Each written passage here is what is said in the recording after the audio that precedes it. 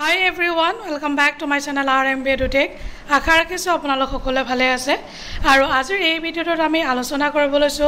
অসম লোকসেৱা আয়োগ Assam public service কমিশনৰ এটা ইম্পৰ্টেন্ট ৰিক্ৰুটমেন্ট আৰু ৰিক্ৰুটমেন্ট ওলাইছে লেকচাৰৰ বাবে কোড ওলাইছে কি ওলাইছে গুটে হবিয়েক আমি এই ভিডিঅ'টোত এবাৰ চাই লওঁ তো প্ৰথমটো কথা ওলাইছে institute of advance studies in education আৰু CTE college of teacher education under the directorate of SCERT Assam দুটা পোষ্ট ওলাইছে আৰু পে স্কেল হৈছে 30,000 ৰ পৰা 1,10,000 গ্ৰেড পে হৈছে 13,300 আৰু পে বেন 4 আৰু ইম্পৰ্টেন্ট ক্ৰাইটেৰিয়া হৈছে মিনিমাম 21 ইয়াৰ্স অফ এজ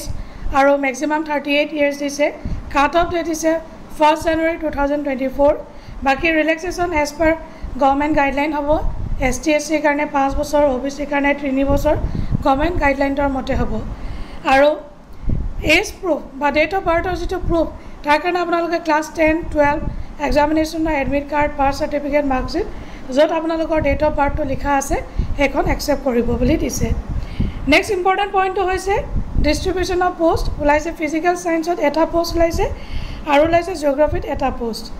আৰু ক্ৰাইটেৰিয়াখিনি সেম মাস্টাৰ ডিগ্ৰী হ'ব লাগিব 55% অফ মাৰ্কস হ'ব লাগিব MA নেছলেট এবিলাক থাকিব লাগিব আৰু experience is minimum 3 years of experience in teaching line ICT knowledge থাকিব লাগিব proficiency in the use of ICT PhD in education from any recognized university দুইটাৰ কাৰণে same criteria next ওলাইছে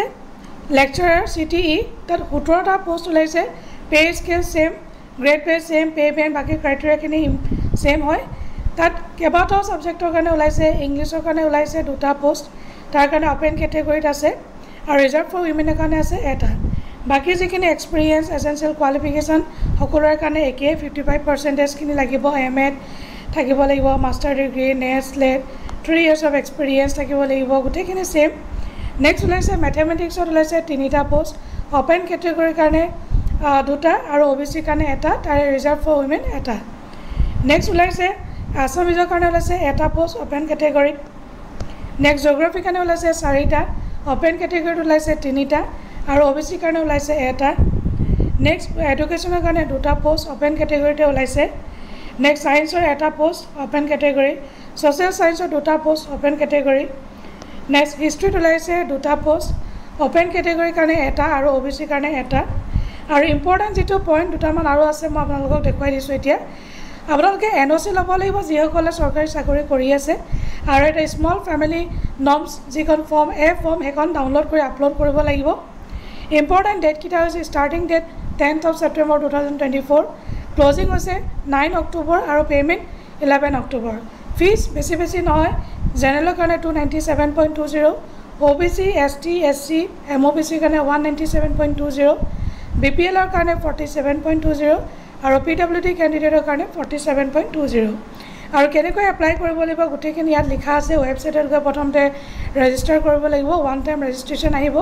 আৰু যিসকলে অলৰেডি ৰেজিষ্টাৰ কৰি থোৱা আছে তেওঁলোকে লগইন কৰিলে হ'ব এইখিনি আসলে ইম্পৰ্টেন্ট ইনফৰমেশন যদি ভিডিওটো আপোনালোকে ইনফৰমেটিভ বুলি ভাবিছে তেতিয়ালে এটা লাইক কৰি দিব মোৰ চেনেলটো সাবস্ক্ৰাইব কৰিব নাপাহৰিব আৰু ভিডিওটো প্লিজ শ্বেয়াৰ কৰি দিব আৰু আশা ৰাখিছো আপোনালোকে ভিডিওটো নিশ্চয় ভাল পাইছে thank you so much bye bye take care Jai Hind